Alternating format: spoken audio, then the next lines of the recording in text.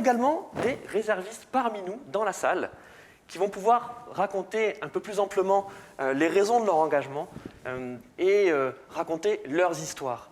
Et une histoire qui est toute actuelle, c'est celle d'Isaac, qui est réserviste donc, au service de santé des armées et qui va nous raconter en quoi son quotidien a été bouleversé ces derniers mois. Donc, Général Battu, mesdames, messieurs, je vous remercie de m'accorder la parole pour témoigner de mon parcours. Donc, je m'appelle Isaac, je suis externe en médecine dans la vie civile, aspirant médecin de réserve à l'école du Val-de-Grâce du service de santé des armées. Et mon parcours est avant tout celui d'une rencontre heureuse, d'abord avec la médecine militaire. Donc, la première fut mon affectation fortuite pour un stage de 2e année de médecine à l'Achy à Bégin, où j'avais été marqué par l'état d'esprit particulièrement dévoué, avec lequel les soignants militaires abordaient à la fois leurs patients et la mission d'enseignement qui leur avait été confiée. J'ai ensuite eu la chance de partager durant 2 étés le quotidien des gendarmes et médecins du secours en montagne de Briançon dans les Hautes-Alpes, une immersion intense avec des spécialistes de l'urgence en milieu hostile qui a potentialisé ma volonté d'exercer une médecine de l'avant, au plus près des éléments, un peu comme la médecine militaire. Enfin, dans le cadre de mon double cursus scientifique, j'ai rencontré durant mon année de master en immunologie des médecins de l'IRBA qui m'ont sensibilisé aux risques que représentaient les maladies émergentes et la menace bioterroriste, un sujet qui m'a particulièrement intéressé puisqu'il intégrait à la médecine une dimension géopolitique et stratégique qui m'a paru des plus cohérentes pour comprendre le monde actuel et les défis qu'il présente. Donc, fort de ces expériences, et donc convaincu de trouver en la médecine militaire l'exercice du métier qui m'animerait certainement le plus en adéquation avec mes valeurs, j'ai décidé d'intégrer la réserve du SSA en tant qu'aspirant médecin à l'EVDG pour suivre une formation complémentaire en médecine militaire. Donc, cette formation s'intègre parfaitement dans mon cursus universitaire civil et m'a permis d'accéder à des expériences particulièrement stimulantes de par la reconnaissance de mes compétences opérationnelles.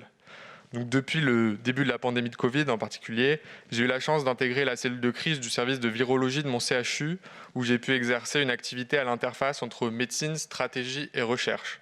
Dans ces fonctions, j'ai participé au mois d'avril dernier à l'élaboration des outils de suivi des patients de réanimation et de contact tracing sur le territoire francilien en collaboration avec les autorités sanitaires.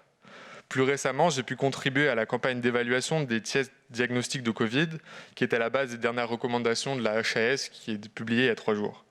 Dans toutes ces missions, qui présentaient un défi logistique pour lequel je n'avais pas forcément de formation dans ma vie civile, mes compétences acquises à la réserve m'ont été d'un atout considérable.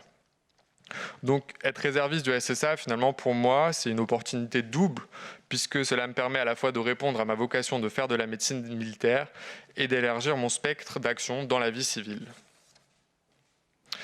Donc ainsi, j'ai le sentiment de trouver, de par mon engagement en tant que réserviste et futur médecin, un sens plus profond à mon action au service de mes compatriotes, et en particulier dans cette période de crise que traverse notre pays actuellement. Je vous remercie pour votre attention.